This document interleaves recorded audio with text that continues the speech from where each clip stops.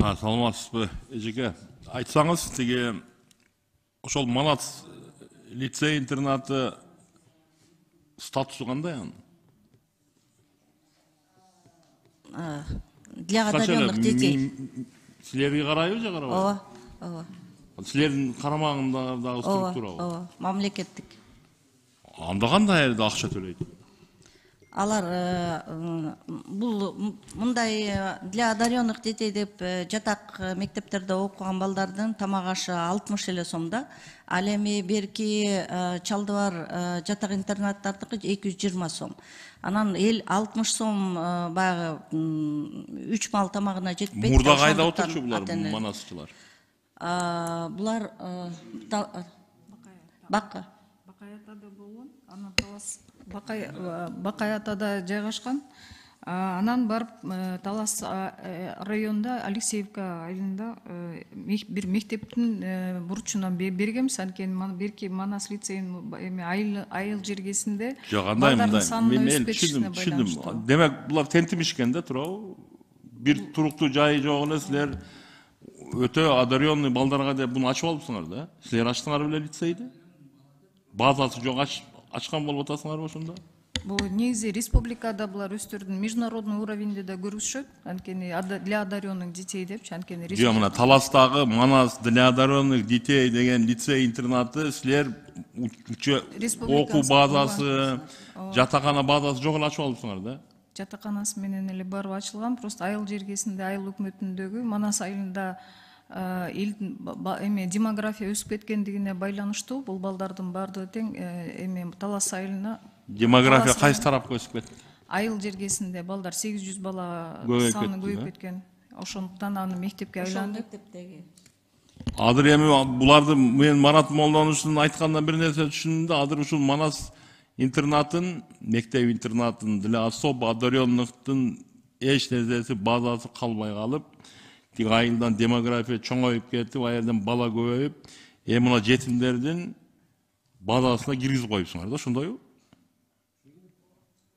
Бул жетимдер көбөйүп кетсе эмне болот? Жок, көбөйүп кетсе, азыр булар аздап атпайбы, болгон 63 деп атат. 64. Алар көбөйүп кетсе эмне болот? Жок, көбөйүп кеткенине карабай, монда албай барып туруп буларды жокко эсе кылып туруп 1-2 адам калды деп толугу менен Манас лицейи калат экен да, ошол интернаттын ордуна, менин түшүнүгүм боюнча. Сиз айткандай түздөн-түз андай деле максат жок. Биринчи мурун жайгашкан интернат мектептин жана крылосу, ал жерде дагы балдардын саны азыр аябай. Вообще интернат, могул багар көрөр жоктордун интернаты өзү салынганда 220 адамга салынган дедиңизби? 320. Азыр эми анчалык жүк жок. Ошондуктан киргизип койдуңар дейм, Манаста. Ооба. Жүк пайда болсо эмне болосуңар? Берки жакта да балдардын саны азайып атат да. Кайсы жактан азайып? Манас лицейде да. Микрофонго айтсаңыз. Манас лицейи деле андай көбөйүп кетип аткан жери жок. Эң биринчи башында ачылганда алар 150-160 балага ачылган. Ал деле азыр азаюуда. Түшүндүм дегенден унчукпай калыш керек экен. Баягы Марат Молдонушду бир 10 сыйра сүйлөттүңүз да, ашыкча сүйлөй берем деп. Азыр заманда унчукпай койгон оңойраак. Сиз унчукпай кое албайт экенсиз да. Анан мен айттым, мына учебный процесс деген түшүнүк бар. Бул байкуш жетимдер жатат экен биринчи этажында, экинчи этажында, үстүнкү этажында тиги Манас лицей деген жатат экен. Окуу процесси булардыкы кандай?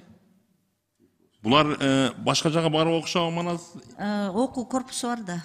Жатакана өзүнчө. Корпустарында бөлүп койгонсуңар? Жок, негизи эле башында эле курулуп башталганда эле. Жок, мен түшүндүм, жатакана менен ал отдельно. Мына окуу процесси эки бөлөк, бир лицейдики, анан могу жетимдердики кай жерде бул? Экөө кошо окуйбу? Алар окуу корпуста дагы бирөө бир этажда, бирөө бир этажда окушат. Окуу корпусунда. Чогуу окубайбы булар? Биз ошо чогуу окуу процессин жүргүзүүнү пландап атабыз. Мен муну сураганымчы, эгерде силер мындай өзүңөрдөн шек келтирүүнү алайын десеңерчи, эң оңой жолу да особо одаренный дедиңер, мына Манасты. Могул 63-64 калган бала статус өзгөргөндөн кийин тоголок жетимдер деп түшүндүм мен. Мурда социалдык жактан багар көрөрү жоктор дагы бар экен дедиңиз. Азыр биротоло тоголок жетимдери калды деп. Ушулардын 1-класстан баштап 11-класска чейин окуу процессин чоң кылып койбойсуз.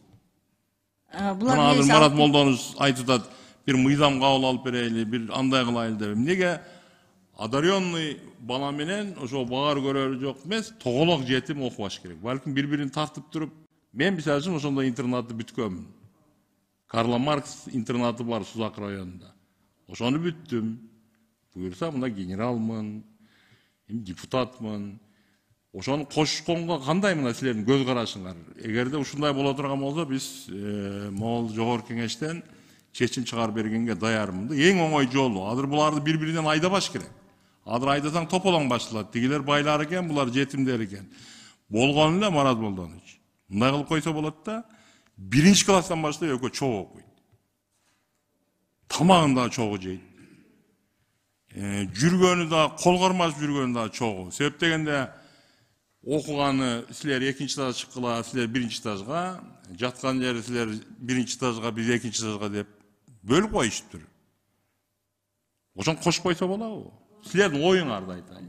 Стенограмма үчүн болот деди деп туруп, эртең жазабыз ушуну. Болот, биз ошонун алкагында максаттуу иш алып баралы деп атабыз. Экөө чогуу эле окуп, эгерде чечимдер менен балдар ал интернатка келсе кабыл ала берет, тигилер бирге чогуу окуй берет. Себеби бүгүнкү күндө 11-класс чогуу эле окуп атат. Сиз 11-класс менен чогуу, сиз ойлосоңуз, мына 1-класска тиги жетим барды, 2-этажга тиги бай барды, одаренный деген ал байдын балдары деген сөз болот. Аны мындай жөнөкөй одаренный болуп калса, аны одаренныйлыгын кетирет ушундай кылыпчы. Ойлосоңуз, психологический травма кандай калат бөбөк? 1-класска тиги башка класска кирип атат, бул башка класска кирип атат. Мен точно билем, тигилердин ремонту дагы, бунусу дагы башка болот. Неден силер айтасыңар, тигилер 5 000 төлөп атат, биз анча-мынча ремонтун кылып бердик. А могул жерде biz Minobrodovani акчабыз бүгүн жок, бирок эртең кылабыз деп коесуңар. Бул вообще туура эмес подход бул. Эгерде кошконуңар туура болсо, мен айттым го, билимди дагы чогуу бериш керек. Ошондо көрөсүңөр, могу жетимдерден ошол 5 000 төлөгөнгө караганда чыгат балдар. Сөз чыгат. Ушу мамлекеттин келечеги балким ошол болот. Мамлекетчил деген сөз ушу 1-класстан оердине сигет.